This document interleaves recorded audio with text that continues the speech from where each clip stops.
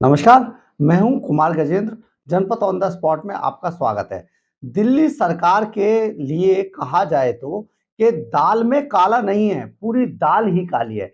यानी कि ये पूरा कुनबा ही भ्रष्ट है और भ्रष्टाचार में आखंड डूबा हुआ है। ये बात हम ऐसे ही नहीं कह रहे हैं। आज सुबह-सुबह जब अरविंद केजरीवाल की पेशी के लिए ईडी में पेशी के लिए माहौल गर्म था रात से ही, वहां पर सुबह-सुबह एक जो चौंकाने वाली खबर आई, वो खबर ये थी कि दिल्ली के एक और मंत्री के यहां पर ईडी की रेड हो गई। यानी कि ईडी ने लगातार छापेमारी शुरू की और दिल्ली के जो ये मंत्री थे, ये हैं राजकुमार आनंद। राजकुमार आनंद जो कि दिल्ली सरकार में मंत्री हैं, समाज कल्याण मंत्री। इनके यहाँ पर आज सुबह-सुबह इनके सिविल लाइन्स स्थित सरकारी घर में अचानक ईडी की रेड हुई, ईडी की टीम पहुंची और सरकारी घर के अलावा राजकुमार आनंद के 9 ठिकानों पर एक साथ ईडी की रेड शुरू हो गई। बात धीरे-धीरे निकलकर सामने आई, हवा बनी, पूरी दिल्ली में, पूरी दुनिया में ये खबर फैलनी शुरू हो गई। तो इस पर अरविंद केजरीवाल तो कुछ नहीं बोले, चुपचाप सरक लिए मध्य प्रदेश चुनावी दौरे के लिए। लेकिन राजकुमार गौतम जो है, राजकुमार आनंद पूरी तरीके से विवादों में घिरते नजर आ रहे हैं। दिल्ली के मुख्यमंत्री अरविंद केजरीवाल की पेशी से ठीक पहले ये रेड जो हुई है ईडी की, इससे सारा माहौल एकदम गर्मा गया और केवल सरकारी आवास पर ही नहीं, राजकुमार आनंद के 9 ठिकानों पर एक साथ ईडी ने रेड की थी। ईडी के अधिकारी सुबह-सुबह पहुंच गए इनके घरों पर और वहां पर उन्होंने जांच पड़ताल शुरू कर दी। अब समझिए कि मामला क्या है। मामला एक और बड़ा चौंकाने वाला है। फैसला आपको करना है कौन गलत है, कौन सही है, क्योंकि जनता की अदालत में जनता के सामने सारी चीजें आनी चाहिए। जो भी चीज है फैसला जनता को ही करना होगा। ऐसे लोगों को दोबारा सत्ता में लाया जाना चाहिए या नहीं लाया जाना चाहिए, ये किस तरीके से हम आपको ये बताते हैं। जो अभी तक सूत्र हमारे ईडी में से बता रहे हैं, वो ये बता रहे हैं कि जो राजकुमार आनंद है, इसके यहां पर बहुत मोटी रकम चीन से आई है। यानी कि चीन से बहुत मोटी रकम आई है।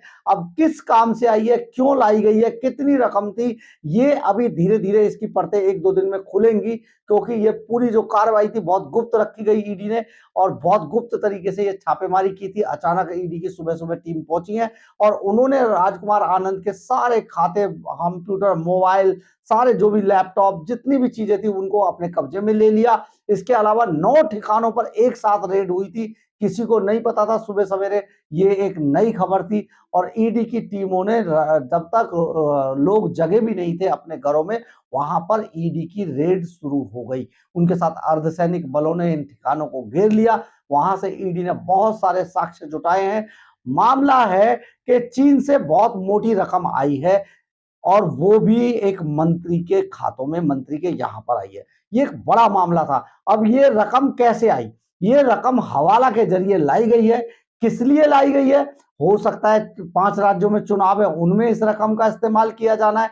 तो अगर ऐसा होता है तो समझिए केजरीवाल एंड कंपनी कितनी देशद्रोही टाइप की पार्टी और देशद्रोही टाइप के लोग हैं, जो कि चीन से पैसा लेकर विभिन्न राज्यों में, 5 राज्यों के चुनाव में पार्टी को उतार रहे हैं। यानी कि अब वो जो सीधे-सीधे जो कैंडिडेट से जो पैसा लेते थे, टिकट के नाम पर जो पैसा बांटते थे, अब आम आदमी पार्टी ने उसे बंद करके सीधे चीन से ही ले लिया पैसा। जो हमारा दुश्मन देश है, जिसकी सीमा को लेके हमारे देश में हमेशा माहौल गर्म रहता है, जिस चीन को हम देख नहीं सकते, जो चीन हमें नहीं देख सकता है, उसी चीन के से पैसा लेकर अब अरविंद केजरीवाल 5 राज्यों के चुनाव लड़ने जा रहे हैं। इसकी पुष्टि ये हो रही है कि ईडी ने कहा है कि बहुत सारे साक्ष्य ईडी ने बरामद किए हैं। रकम अभी बरामद होनी बाकी है। काफी रकम में का हिस्सा भी मिला है या नहीं मिला है, ये अभी चीजें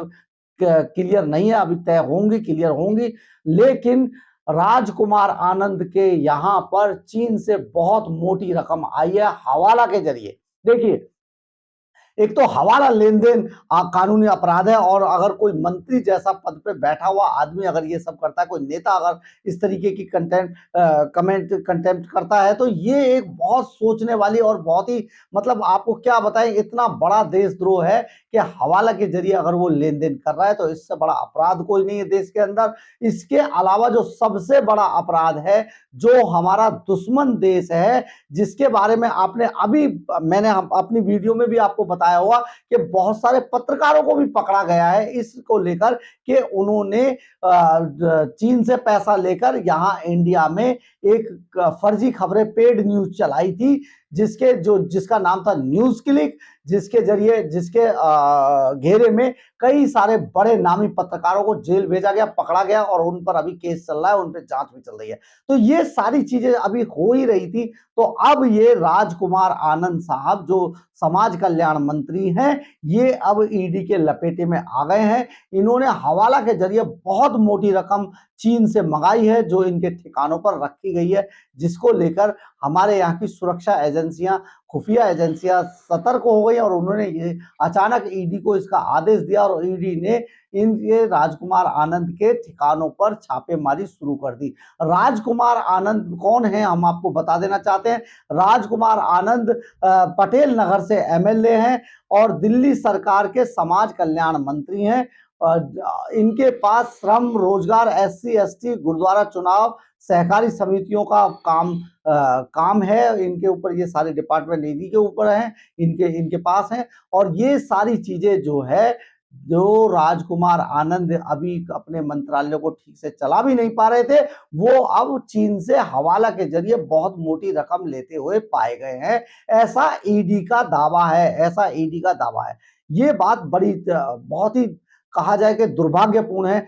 और हम आपको ये भी बता देते हैं राजकुमार आनंद को कैसे मंत्री पद मिला था। पिछले जो गुजरात के अंदर जो चुनाव हुए थे, उनमें तब के तत्कालीन जो समाज कल्याण मंत्री थे राजेंद्र पाल गौतम, उन्हें एक धार्मिक टिप्पणी के चलते हटा दिया गया था मंत्रालय से। बहुत विवाद मचा था, बड़ा बवाल मचा था देश के अंदर। इसके बाद अरविंद केजरीवाल ने उनको हटा दिया था। उनकी जगह पर राजकुमार आनंद को, जो पटेल नगर से एमएलए हैं, उनको बनाया था समाज कल्याण मंत्री। और वो समाज कल्याण मंत्री देखिए देश का कैसे समाज का कल्याण कर रहे हैं कि वो हवाला के जरिए दुश्मन देश से पैसा लेकर दिल्ली ही नहीं 5 राज्यों के चुनाव में पार्टी को उतारने जा रहे हैं, और वो अरविंद केजरीवाल के मंत्री हैं। आप समझिए किस तरीके की सरकारें दिल्ली के अंदर चल रही हैं, और कौन लोग सरकारों को चला रहे हैं, कौन इतने बड़े ओहदों पर बैठे हैं, पदों पर बैठे हैं। ये सारी चीजें एकदम खुल के अब सामने आती जा रही हैं।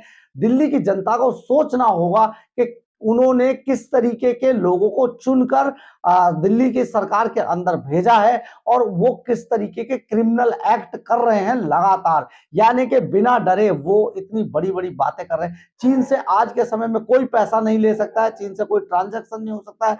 यहां तक के देश के अंदर चीन के सामान को भी पूरी तरीके से बैन कर दिया गया है। इसके बावजूद देश के अंदर, खास तौर पे दिल्ली का एक मंत्री अगर चीन से बहुत मोटी रकम प्राप्त करता है, और वो भी हवाला के जरिए, तो सचमुच बहुत दुर्भाग्यपूर्ण है। देश की और दिल्ली की जनता को यह सोचना होगा कि इस तरीके के लोगों का क्या किया जाना चाहिए। अगर आपको मेरी खबर अच्छी लगी हो तो आप इसे लाइक, सब्सक्राइब और शेयर जरूर कीजिएगा। इससे हमें ऊर्जा मिलती है। जय हिंद, जय भारत।